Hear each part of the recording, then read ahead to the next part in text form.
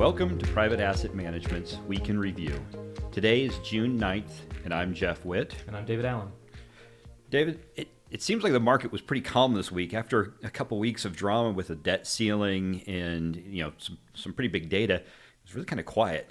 Yeah, we didn't have much going on in terms of markets or the economy. As you mentioned, the debt ceiling was this big overhang that we finally cleared last week. We also had big employment market data that came out at the end of last week, and so coming out of earnings season, that was a lot of data to process.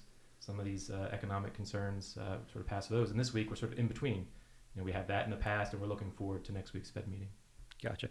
Even so, I think the market, as we're recording this, is up about 0.5% for the week, but it's actually up about 10% for the year. Is it really as strong as that number leads you to believe? Well, there's a couple of ways to think about that. One is that certainly the rally we're on is fairly strong. A lot of that we think is fueled by this idea of generative AI and what that means for the largest tech companies here in the U.S. But one of the things that's concerning about this rally, though it's I think is really based on some solid information about generative AI, is the breadth of it just really isn't there, sort of to a historical nature.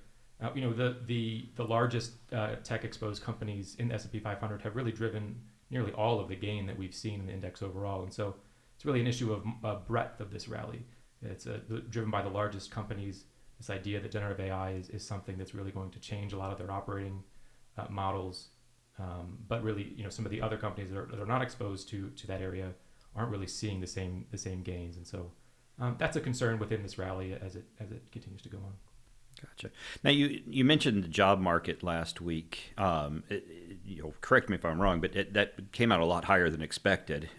So even with the breadth not being there, it seems like we're not seeing a real fall off in jobs, and so that should be supportive of at least consumer spending. Well, you're right. The data last week did show that labor market growth is better than expected. So far this year, we're averaging payroll gains well over 300,000 on a monthly basis. So in addition to that, wage growth remains still fairly strong.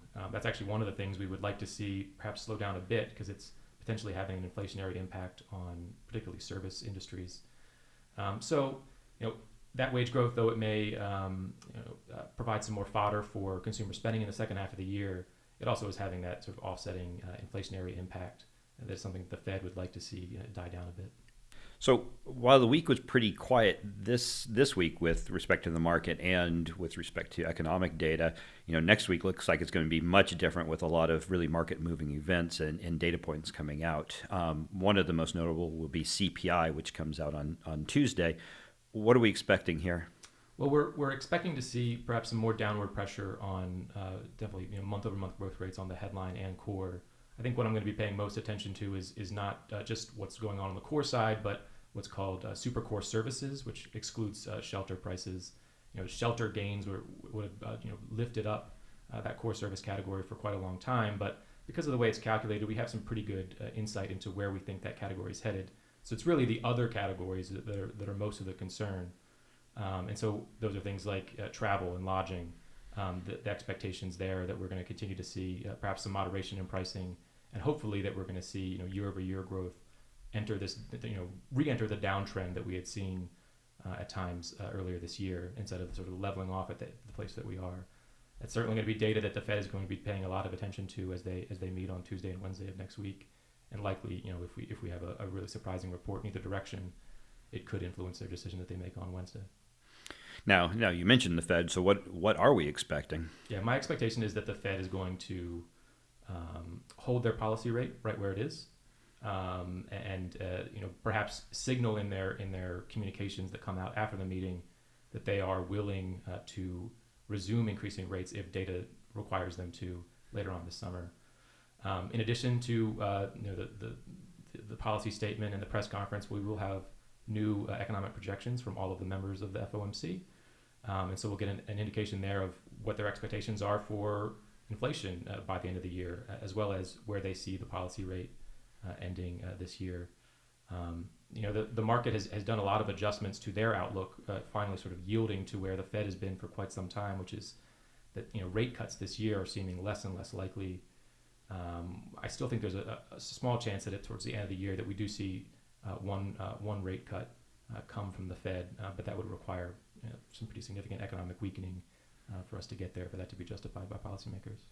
So these summary of economic projections, or the famous dot plot, do you expect them to show kind of they're done with interest rates, or is there a risk that they'll actually show a resumption in interest rate hikes here as part of this analysis? Yeah, that's one of the big unknowns, and I think there is a decent chance that they are going to show one more rate increase to sort of signal to the markets and to investors that they are willing to continue to resume the rate hikes if the data requires them to. So though we may get a pause at this meeting, they may signal through their projections that perhaps one more rate hike is in order.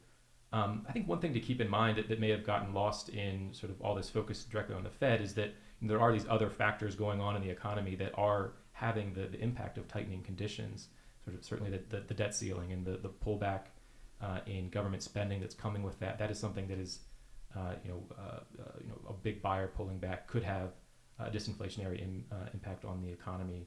In addition to that, there's going to be significant Treasury issuance now that we have cleared that debt ceiling hurdle, and that issuance in itself is going to drain liquidity from the banking system to some extent, and that could restrain lending and again slow growth. So those are conditions that are out there that even if the Fed is holding at this next meeting, you could see financial conditions continue to tighten and slow growth, and hopefully bring inflation back closer to target. Gotcha. So it seems like the Fed is pretty close, if not at where we think their terminal rate will be. Maybe we'll see one more hike. Maybe we've seen it all. How's that impacting the dollar? As it seems like we're further along than some of the other countries and other regions around the world. Yeah, we are. We started our rate hiking cycle sooner. We felt, going back even further, we felt the inflationary impacts earlier also, and so we're just further down the line. And so that what's been a strengthening dollar for most of this rate hike cycle. As we sort of move closer to a pause and then eventually cuts, I think there is pretty strong evidence that we're going to see a weakening of the U.S. dollar over the second half of the year. That has some positive impacts for large multinational companies. A weaker dollar as they're translating their foreign earnings back into U.S. dollars. Sort of a positive benefit there. In addition, I think there's an argument to make for the weakening dollar, maybe suggesting that some additional developed market exposure internationally might make sense for some investors. Gotcha.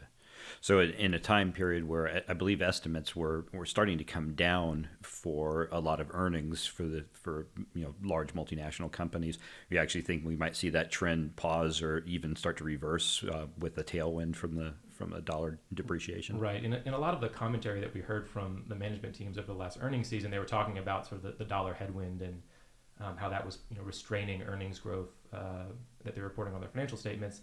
As that reverses, that becomes a tailwind perhaps in the second half of the year. Great.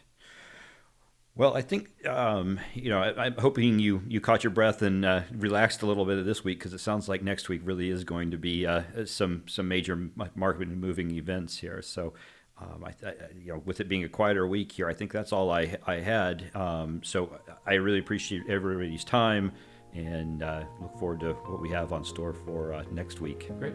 Thank you very much. All right. Thanks.